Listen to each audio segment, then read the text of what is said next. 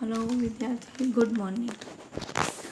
Udhna academy education trust संचालित श्रीमती એમ જે મહેતા પ્રાથમિક શાળાના શિક્ષિકાબેન, હું શ્રીમતી હંસાબેન ગજ્જર આપ સૌનું શાળા પરિવાર તરફથી હાર્દિક સ્વાગત કરું છું। વિદ્યાર્થી મિત્રો, ગયા તાસમાં આપણે પાઠ 7 જીવન પાથેય કાકા સાહેબ કાલેલકરના જીવન વિશેની વાતો આપણે શીખ્યા હતા।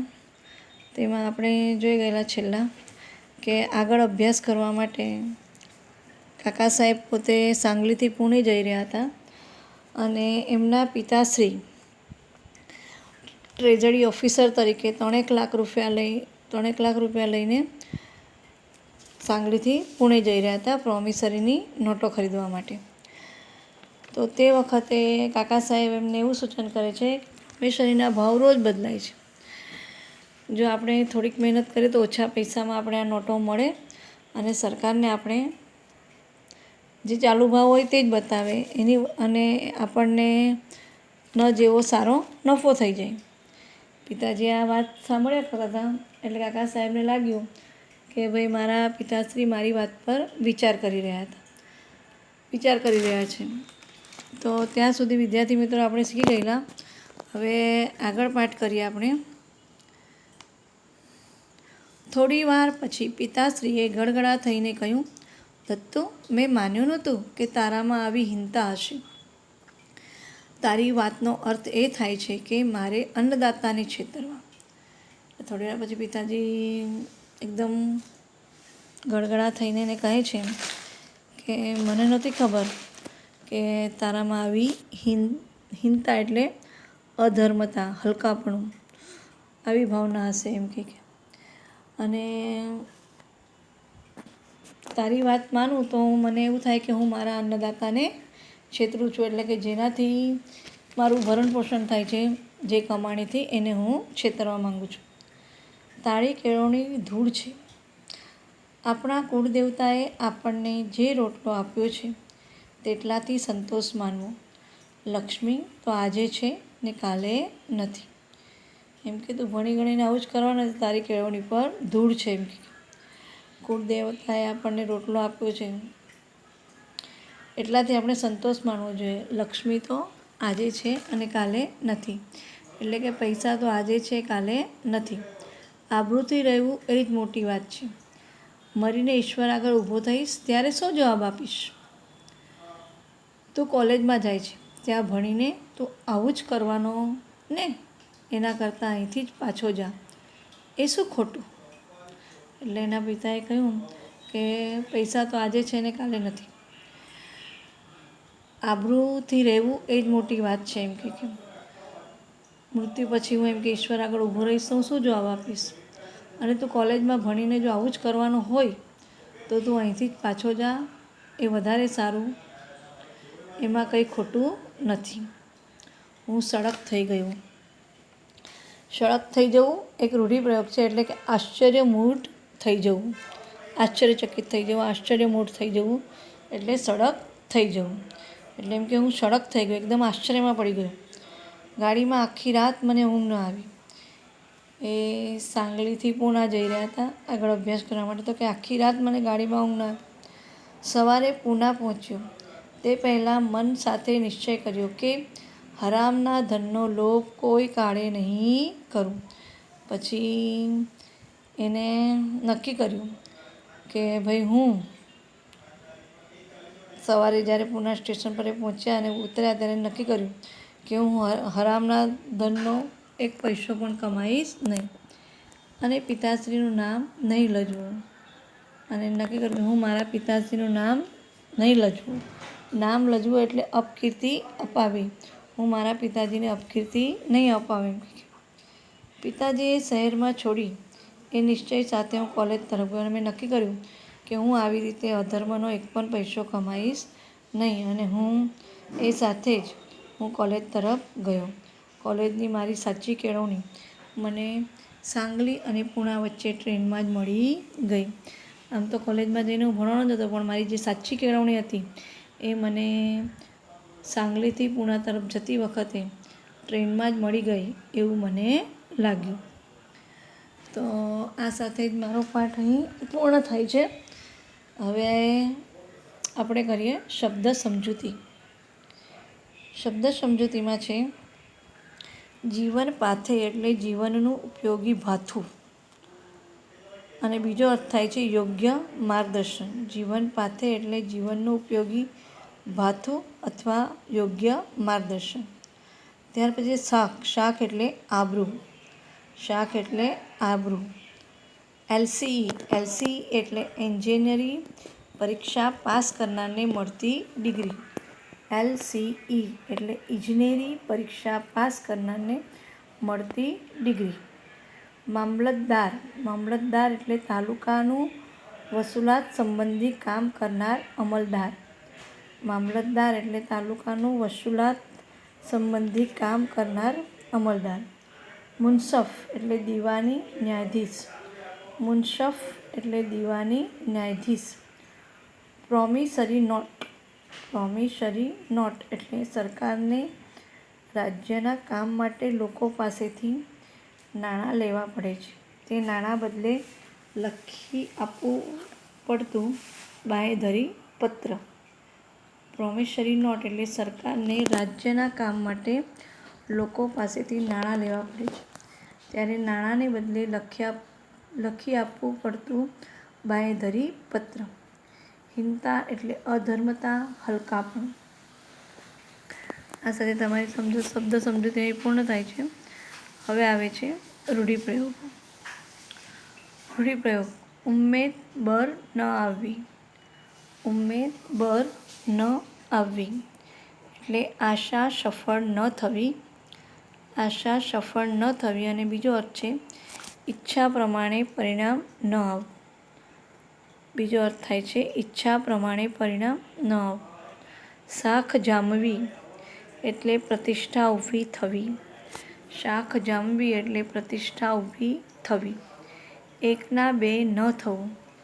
એકના બે ન થવું એટલે પોતાની વાત પર મક્કમ રહેવું. એકના બે ન થવું એટલે પોતાની વાત પર મક્કમ રહેવું. સડક થઈ જવું. સડક થઈ જવું એટલે અર્થ છે આશ્ચર્યમૂઢ થઈ જવું. સડક થઈ જવું એટલે આશ્ચર્યમૂઢ થઈ જવું. નામ લજવવું. નામ લજવવું એટલે અપકીર્તિ અપાવવી. નામ લજવવું એટલે અપકીર્તિ અપાવવી. હવે ભાષા સજ્જતામાં આવે છે કાળ આવે છે. 3 કાળ છે ભૂતકાળ, ભવિષ્યકાળ અને વર્તમાનકાળ. એના વિશેની આમાં સમજ આપી છે. તો એ સમજ હવે આપણે જોઈએ. અહીંયા કેટલાક વાક્યો આપ્યા છે વિદ્યાર્થી મિત્રો. એને ધ્યાનથી પહેલાં વાંચવાનું છે. એમાં શું કહેવા માંગે છે તે તમે સમજાવું છું. એ લાઈનમાં લાંચ ખૂબ મળે છે. એ લાઈનમાં લાંચ ખૂબ મળે છે. એ લાઈનમાં લાંચ ખૂબ મળતી હતી. એ લાઈનમાં લાંચ ખૂબ મળશે. આ 3 વાક્ય તમે વાંચી શકો છો. એમાં છે પહેલાંમાં એ લાઈનમાં લાંચ ખૂબ મળે છે. મળે છે એટલે કે એ ક્રિયા ચાલુ છે. એટલે ચાલુ ક્રિયાને કહેવાય વર્તમાનકાળ. એ લાઈનમાં લાંચ ખૂબ મળતી હતી. મળતી હતી એટલે એ ક્રિયા પતી ગઈ છે. એટલે એ કહેવાય ભૂતકાળ. અને એ લાઈનમાં લાંચ ખૂબ મળશે. મળશે એટલે હવે પછી ભવિષ્યમાં એ થશે. એટલે એને કહેવાય ભવિષ્યકાળ. આમ 3 કાળ વિશે તમને ભાષા સજ્જતામાં માહિતી આપી છે. પહેલું આવે વર્તમાનકાળ, બીજું આવે ભૂતકાળ, ત્રીજું આવે ભવિષ્યકાળ. એવી જ રીતે બીજા 3 વાક્ય આપેલા છે. જીવરામ ભટ્ટ કાલે પોતાના ગામમાં હતા. એટલે ક્રિયા ચાલુ છે. એટલે ચાલુ ક્રિયા એટલે કેવું કહેવાય વર્તમાનકાળ. બીજું છે જીવરામ ભટ્ટ આજે પોતાના સાસરિયામાં છે. જીવરામ ભટ્ટ કાલે પોતાના ગામમાં હતા. એટલે એ ક્રિયા થઈ ગઈ છે. એટલે આવે ભૂતકાળ. જીવરામ ભટ્ટ કાલે પોતાના ગામમાં હતા. એટલે એ ક્રિયા પતી ગઈ છે. એટલે ભૂતકાળ આવશે. ત્યાર પછી 5મું વાક્ય છે જીવરામ ભટ્ટ આજે પોતાના સાસરિયામાં છે. એટલે અત્યારે છે એટલે એ ચાલુ ક્રિયા છે. એટલે વર્તમાનકાળ આવે. જીવરામ ભટ્ટ આવતીકાલે પોતાના ગામ જશે. ગયા નથી, જવાના છે. એટલે આવે ભવિષ્યકાળ. તો એ જ માહિતી આપી છે કે ઉપરના પહેલાં અને પાંચમા વાક્યમાં ઉપરનું પહેલું વાક્ય છે એ લાઈનમાં ખૂબ લાંચ મળે છે અને પાંચમું વાક્ય છે જીવરામ ભટ્ટ આજે પોતાના સાસરિયામાં છે, એટલે કે ચાલુ ક્રિયા છે, ચાલુ ક્રિયા બતાવે છે. બીજા અને ચોથા વાક્યમાં ક્રિયા પૂરી થઈ ગઈ છે એ નિર્દેશ કરે છે અને ત્રીજા અને છઠ્ઠામાં ક્રિયા થવાની બાકી છે એ ભાવ વ્યક્ત કરે છે. એટલે જે ચાલુ ક્રિયા બતાવે છે તે વર્તમાનકાળ, જે ક્રિયા થઈ ગઈ છે તે ભૂતકાળ અને ભવિષ્યમાં થશે એ થવાની ક્રિયા બાકી છે થશે એના માટે ભવિષ્યકાળ. એ ત્રણે ત્રણ કાળ વિશે તમને આ માહિતી આપેલી છે. કરે છે, રમે છે, જમે છે, ચીડવે છે, મળે છે વગેરે વર્તમાનકાળ દર્શાવે છે. કર્યું હતું, કરતો હતો, ચીડવતો હતો, ગામમાં હતા, મળતી હતી વગેરે ભૂતકાળ દર્શાવે છે. કરતો હશે, જમતો હશે, રમતો હશે, ચીડવશે, મળશે, જશે વગેરે ભવિષ્ય દર્શાવે છે, એટલે ભવિષ્યકાળ છે. હવે ત્રણે ત્રણ વ્યાખ્યા તમને અહીં આપેલી છે. જે વાક્યમાં ક્રિયા ચાલુ હોવાનો નિર્દેશ હોય તે વાક્ય વર્તમાન કાળ સૂચવે છે. જે વાક્યમાં ક્રિયા ચાલુ હોવાનો નિર્દેશ હોય તે વર્તમાન કાળ સૂચવે છે. જ્યારે કોઈ વાક્યમાં ક્રિયા પૂર્ણ થઈ ગઈ હોવાનો નિર્દેશ હોય ત્યારે તેવું વાક્ય ભૂતકાળ સૂચવે છે. ક્રિયા પૂરી થઈ ગઈ હોય તો તે ભૂતકાળ સૂચવે છે. જ્યારે કોઈ વાક્યમાં ક્રિયા થવાની સંભાવના નિર્દેશ હોય ત્યારે તેવું વાક્ય ભવિષ્ય સૂચવે છે. એટલે ક્રિયા બાકી હોય, થવાની હોય એવો નિર્દેશ આપણને સૂચવતો હોય તો એને કહેવાય ભવિષ્યકાળ. આમાં ત્રણ કાળ છે, વર્તમાનકાળ, ભૂતકાળ અને ભવિષ્યકાળ. એના કેટલાક વાક્યો આપેલા છે, વાક્યો પછી એની સમજ આપી છે અને ત્યાર પછી એની વ્યાખ્યા આપી છે ભાષા સજ્જતામાં. તો આ ત્રણે ત્રણ વ્યાકરણની વસ્તુ યાદ રાખજો. દાખલા તરીકે આપણે હવે સાદા અર્થમાં કહીએ કે હું 6ઠ્ઠા ધોરણમાં ભણતો હતો, એટલે ક્રિયા પૂરી થઈ ગઈ એટલે આવે ભૂતકાળ. હું હવે 7મા ધોરણમાં ભણું છું, એટલે અત્યારે તારી 7મા ધોરણમાં ભણવાની તમારી ક્રિયા ચાલુ છે એટલે એ આવે વર્તમાનકાળ. હું હવે પછી 8મા ધોરણમાં જઈશ કે 8મા ધોરણમાં જઈને ભણીશ, તો એ બાકી છે એટલે એ આવે ભવિષ્યકાળ. તો આ રીતે ત્રણ કાળ છે. હવે આ સાથે ભાષા સજ્જતા અહીં પૂર્ણ થાય છે. હવે આપણે અભ્યાસના પ્રશ્નો કરીએ. અભ્યાસમાં પ્રશ્ન 1માં છે, નીચેના પ્રશ્નોના ઉત્તર માટે આપેલા વિકલ્પોમાંથી સાચો ઉત્તર શોધીને તેનો ક્રમ અક્ષર પ્રશ્ન સામે આપેલા ખાનામાં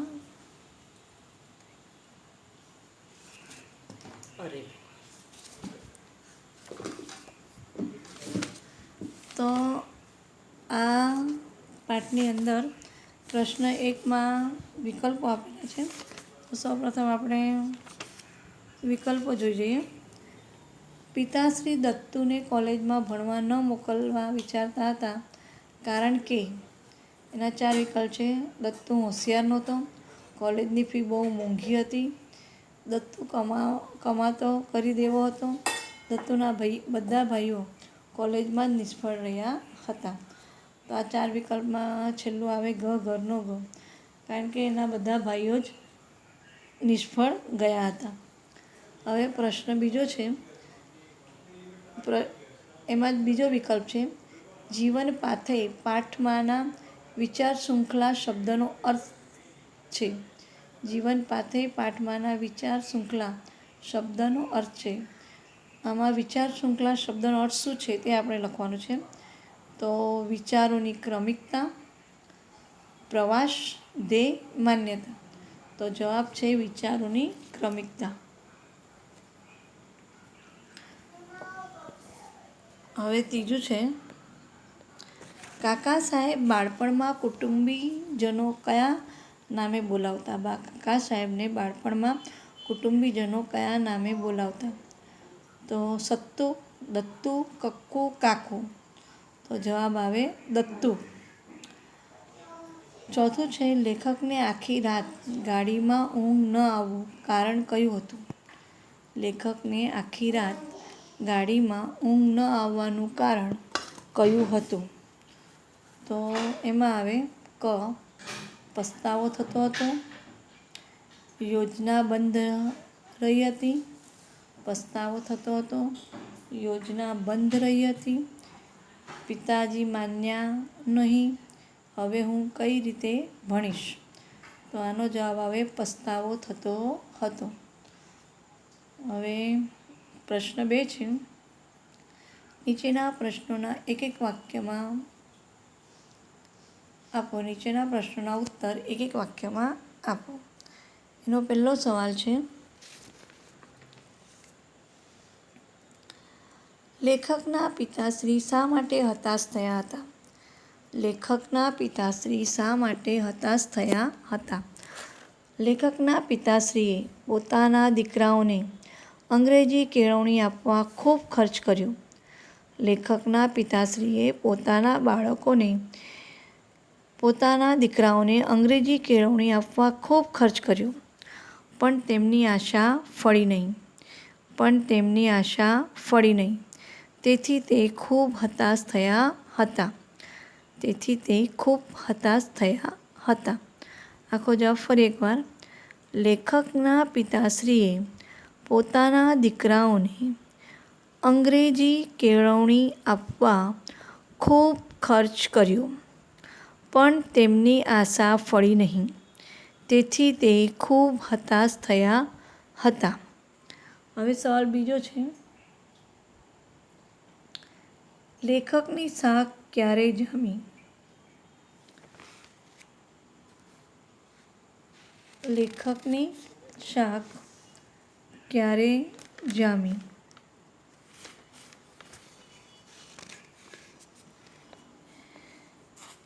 લેખકે પહેલે વર્ષે જ મેટ્રિકની પરીક્ષા પાસ કરી ત્યારે તેમની શાખ જામી. લેખકે પહેલે જ વર્ષે મેટ્રિકની પરીક્ષા પાસ કરી ત્યારે એમની શાખ જામી. હવે સવાલ ત્રીજો છે, વાક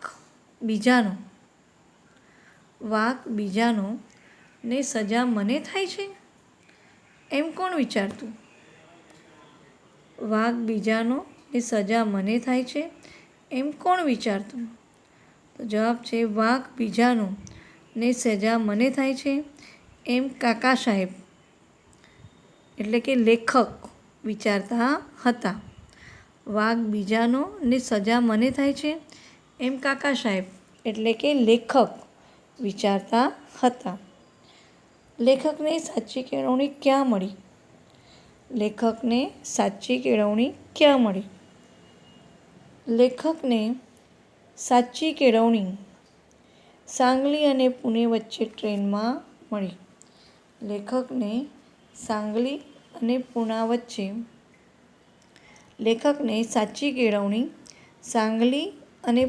વચ્ચે ટ્રેનમાં મળી.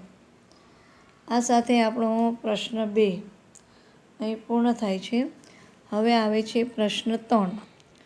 નીચેના પ્રશ્નોના ઉત્તર લખો. એમાં પહેલો સવાલ છે,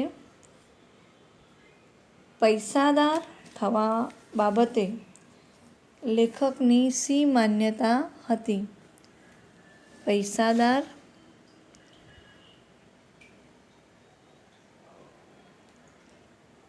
થવા બાબતે લેખકની શી માન્યતા હતી?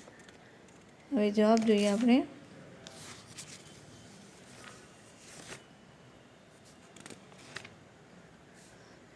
પૈસાદાર થવા બાબતે લેખક માનતા હતા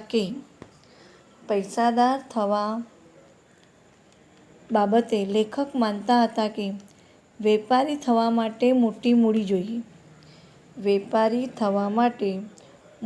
મૂડી જોઈએ અને મૂડી હોય તો પૈસાદાર થવાય. પણ એમાં પ્રતિષ્ઠા નથી. પણ એમાં પ્રતિષ્ઠા નથી. તેથી નોકરિયાતનો ભલે પગાર ઓછો હોય, તેથી નોકરિયાતનો ભલે પગાર ઓછો હોય, પણ લાંચ લઈને પૈસાદાર થઈ શકાય.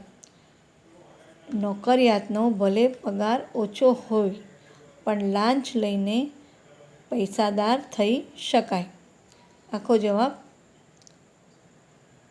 પૈસાદાર થવા બાબતે લેખક માનતા હતા કે વેપારી થવા માટે મોટી મૂડી જોઈએ, અને મૂડી હોય તો પૈસાદાર થવાય, પણ એમાં પ્રતિષ્ઠા નથી.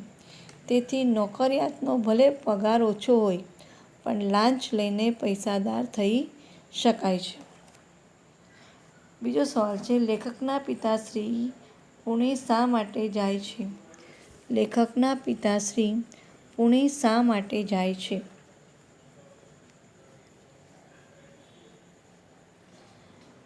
લેખકના પિતાશ્રી સાંગલી રાજ્યના ટ્રેઝરી ઓફિસર હતા. લેખકના પિતાશ્રી સાંગલી રાજ્યના ટ્રેઝરી ઓફિસર હતા. તેથી તેઓ સાંગલી રાજ્ય માટે પ્રોમિસરી નોટો ખરીદવા માટે 3 લાખ રૂપિયા લઈ. તેથી તેઓ સાંગલી રાજ્ય માટે પ્રોમિસરી નોટો ખરીદવા માટે 3 લાખ રૂપિયા લઈને પુણે જાય છે. હવે સવાલ ત્રીજો છે, લેખકને સાચી કેળવણી ક્યારે મળી? લેખકને સાચી કેળવણી ક્યારે મળી? લેખકના પિતાશ્રી સાંગલી રાજ્ય માટે લેખકના પિતાશ્રી સાંગલી રાજ્ય માટે પ્રોમિસરી નોટો ખરીદવા પુણે જતા હતા. પ્રોમિસરી નોટો ખરીદવા પુણે જતા હતા. લેખક લાંચ લઈ પૈસાદાર થવામાં માનતા હતા. લેખક લાંચ લઈ પૈસાદાર થવામાં માનતા હતા. તેમણે એમના પિતાશ્રીને સસ્તે ભાવે નોટો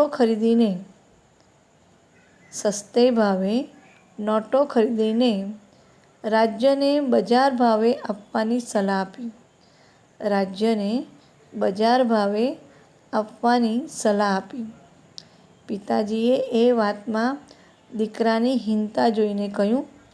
પિતાજીએ એ વાતમાં દીકરાની હીનતા જોઈને કહ્યું, તારી કેળવણી પર ધૂળ છે. તારી કેળવણી પર ધૂળ છે. મહેનતના રોટલામાં સંતોષ માનવો. મહેનતના રોટલામાં સંતોષ માનવો. અન્નદાતાને છેતરવો નહીં. અન્નદાતાને છેતરવો નહીં. લક્ષ્મી તો આજે છે ને કાલે નથી. લક્ષ્મી તો આજે છે ને કાલે નથી. આબરૂથી રહેવું. આબરૂથી રહેવું. લેખકે પિતાજીની વાતને અનુસરવાનું નક્કી કર્યું. લેખકે પિતાજીની વાતને અનુસરવાનું નક્કી કર્યું. આમ લેખકને સાંગલી અને પુણે વચ્ચે ટ્રેનમાં સાચી કેળવણી મળી. આમ લેખકને સાંગલી અને પુણે વચ્ચે ટ્રેનમાં સાચી કેળવણી મળી. આ સાથે આપણો અભ્યાસ અહીં પૂર્ણ થાય છે. સ્વાધ્યાયના પ્રશ્નો હવે પછીના તાસમાં આપણે કરીશું. અને એક સૂચના છે વિદ્યાર્થી મિત્રો, કે જેને સામાજિક વિજ્ઞાન અને વિજ્ઞાન પછી ગણિત, ગુજરાતી જે આગળ પરીક્ષા ગઈ તે એના પેપર જો બાકી હોય તો વહેલી તકે લખી અને ઓફિસમાં જમા કરાવી દો. કારણ કે આ બધા માર્કના આધારે જ તમને વાર્ષિક પરીક્ષાના ગુણ મૂકવામાં આવશે. એટલે ચોક્કસ આ પ્રમાણે કરો, વધારે સારું. અને આ વસ્તુ બહુ જરૂરી છે. વારંવાર આ સૂચના આપવામાં આવે છે, એટલે આ વસ્તુ પર ખાસ ધ્યાન આપો. ને જેની પણ આ બાકી હોય પરીક્ષા, બહાર ગામ ગયા હોય કે ગામ ગયા હોય ને બાકી હોય ને આવ્યા હોય, તો વહેલી તકે આ પેપરો લખી અને ઓફિસમાં જમા કરાવો. આ સાથે હવે હું રજા લઉં છું.